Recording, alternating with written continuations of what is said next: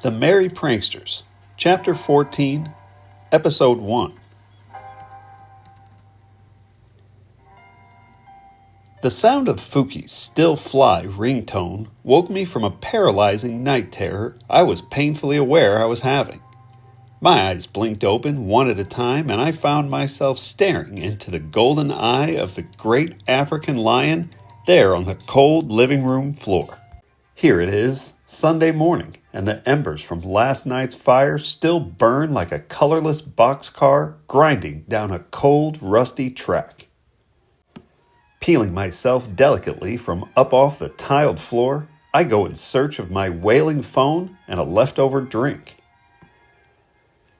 The stale glass of straight gray vodka goes down like a stabbing river of remorse, a raging river to be sure, but all the same, one that holds the power of redemption. I step in silence over Ryan Barnes and the puddle of vomit oozing from his drooling mouth to draw back the curtain just enough to instantly regret it. Buried there under a small mountain of empty bottles and poor choices, I rescue my phone from the lipstick-smeared oriental glass table. Pretending to listen while Fook rants about some unknown travesty, he asks if we've slept, and before I can come up with a noble lie, he insists that all of us better brighten up and brighten up quick. We've got a big day ahead of us. I cannot find the words to respond to that statement, nor do I care to look. Still searching for the right words to describe Saturday night, it's only after I say, "Fook, I can't talk right now. I think I drank a tooth loose." Do I realize that I've found them. How they got in is unclear. The two of them may have slithered in behind Fuki, or perhaps someone spoke their names 3 times, and they simply manifested from the darkness. Yet Ginger and Lolita managed to breach the walls of our walled garden. Though I don't see the young runaway anywhere, Strawberry Fields is asleep on the sofa, laying on her stomach with a morphine-laced lollipop dangling from her pouty lips.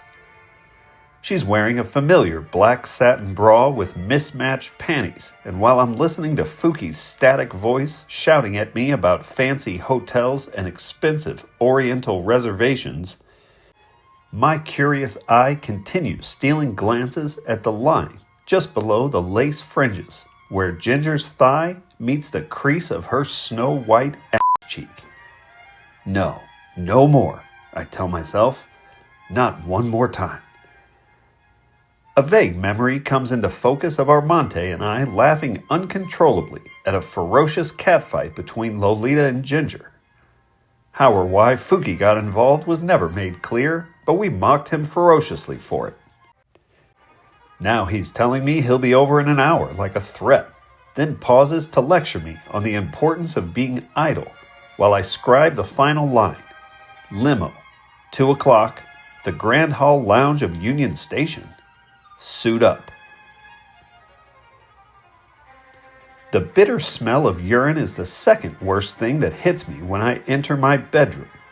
A vague feeling of terror, like peeking into the void of a dark cave, stirs when I find Lolita, blue as a corpse and shivering in a fetal position with her thumb in her mouth. Dark tracks of dried mascara stain her soft face.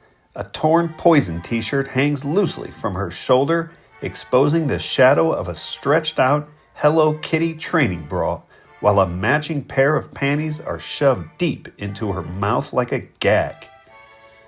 I'm no longer concerned with introspection.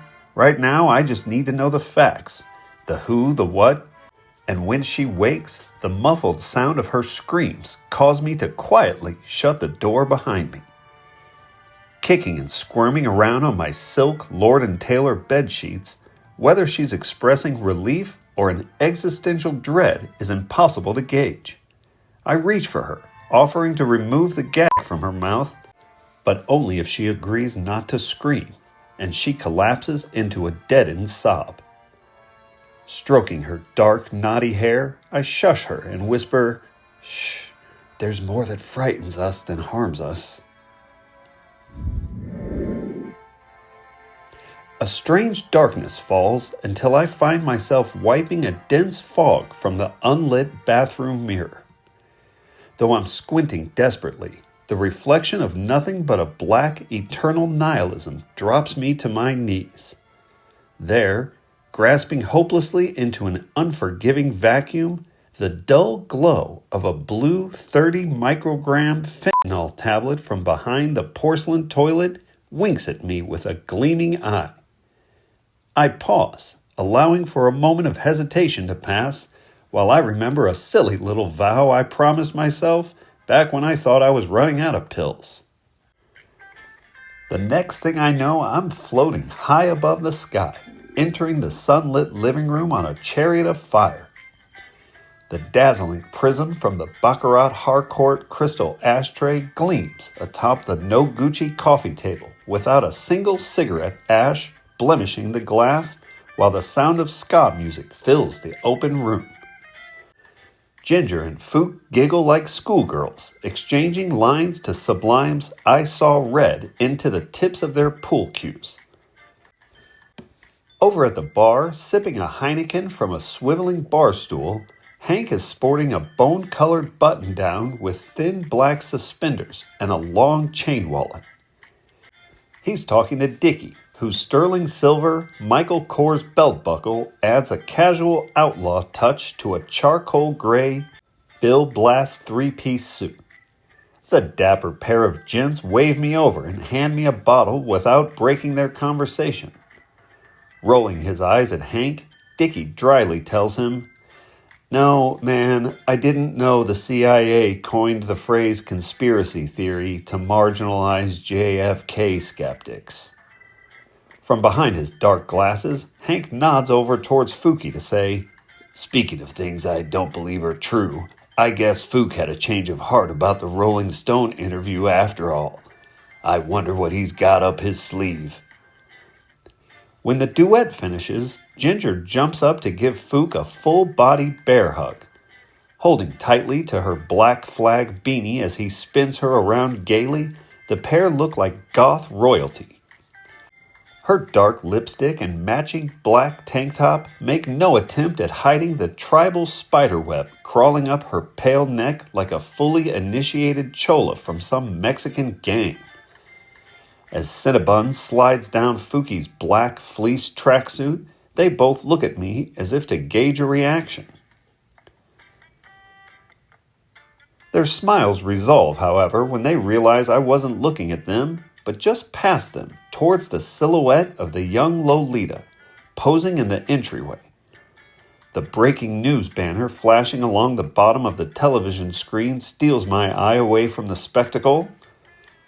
"Under no pressure from anyone at the Department of Justice," the headline reads, Horace CEO defended her decision to finally block the potentially deadly disinformation being posted despite privacy concerns. Fake accounts now claiming to be Bethany Shapiro spreading quickly on the social media platform, adding toxic fuel to the dangerous conspiracies that may be putting her life in grave danger. I almost didn't recognize Lolita waltzing her way through the living room wearing a vanilla-colored strapless ruffle romper with all the poise of a geisha. I breathe in deeply, then out slowly as she slides past Dickie and Hank, her eyes locked with mine. Glaring at me urgently like she wants to bite me on the earlobe, the young temptress glances around to see if anyone else is watching before she leans in close to whisper in my ear. "Word out on the street is, the devil's in your kiss." I laugh nervously to avoid her severe eye contact, averting my glance towards the muted television.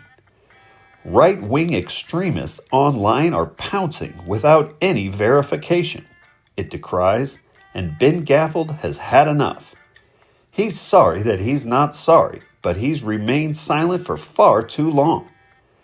"These people won't be happy until that poor little girl is dead," he exclaims with less than a professional amount of snark. "Do they not understand how social media accounts work? Bethany Shapiro allegedly posted one blurry photo, that may not even be heard on a jet that read allegedly headed home with a champagne emoji. This is evidence of nothing, let alone proof. With as much failure as there is contempt oozing from his makeup-clogged pores, Ben Gaffild comes as close to admitting defeat as he'll ever come.